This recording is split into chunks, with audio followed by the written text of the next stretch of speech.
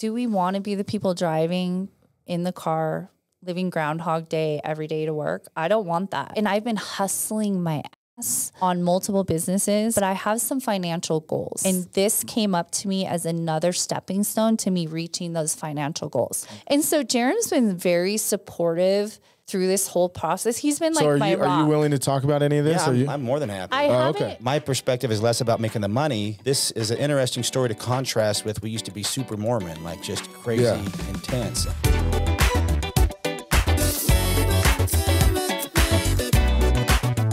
We were talking about my background was in financial services, and I was making 700 grand a year, and then you start something like this, and you're like, holy shit, I haven't eaten normal food in 2 months, and I'm in my 30s. And it makes you want to quit. It makes you want to go back. There's so many times that I've almost stopped this company because I'm like, I can't make 20 grand a year anymore and take all the criticism. And I've felt that way in dentistry, like starting other businesses, but it's so much harder. And I've only done OnlyFans since the end of September. Let me tell you, this is the roller coaster of my emotions. And I think it's worse for me because I'm such a big-hearted person. I think if I was like a total narcissist, I'd be like, you, like, I don't care what you think.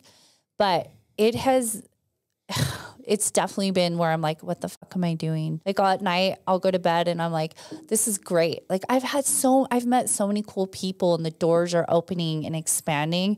Then I'll go to bed and I wake up in the morning and I'm just like, no, what am I? Yes. And I'm like, what am I doing? But I did that like in my other businesses, but this, because the business is so taboo, it makes it 1,000 times worse. Yeah. Yeah. Like nobody's It's so radical for other people too. Yeah. Cause I like what you said. It's like, other people's beliefs, religions infringe on it. It's radical and people think it's radical. It is. And I just want people to understand and I don't need people's acceptance anymore. I really don't. It doesn't mean this isn't an easy path. I get people in my DMs like, will you I want to book you for a private session. No, motherfucker. I'm not meeting you for a private session. Yeah. Just because I'm acting or doing this thing, it doesn't mean I'm this. Yeah, yeah. So I don't know, this for me is an empowering thing for women. I feel like I'm kind of like a trailblazer. Yeah. Because, and I am partly doing it for that too. It's trailblazing even if you take, like I said, that component out. It's trailblazing for anyone to think of totally switching gears, going into a different field, doing something radical. It's really hard no matter what it is. I mean, changing your routine or certainty of anything.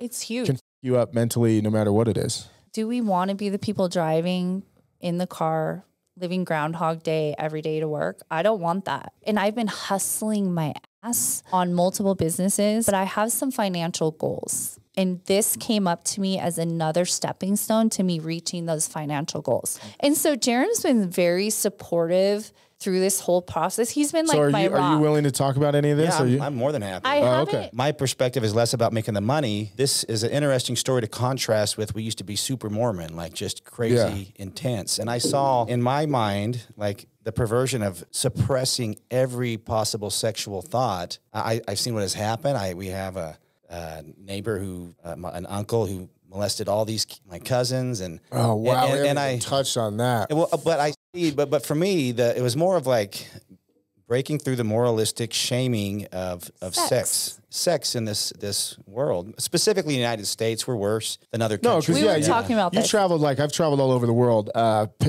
Central Europe. I would even say group sex, threesomes, nudity in public, nudity on television is all pretty common. Yeah, you go to Berlin, you spend time in Amsterdam. Sex is not villainized, is it? And we started the show with that. We were talking. Because I'm like you guys. I'm very open. I've been in open relationships. We don't have an open relationship, but we are open. I said I was. I'm just kidding. I was just clarifying. Yeah. The first time I met Jaren, we were shooting a commercial for Fit Soda, and every one of his ideas were like, how about I crack a Fit Soda, and it zooms out, and I'm just bending Kelly over. Every single idea he had was like, it was so funny. Inappropriate. That's why when he joined us, I was like, okay, what's he going to say? Yeah.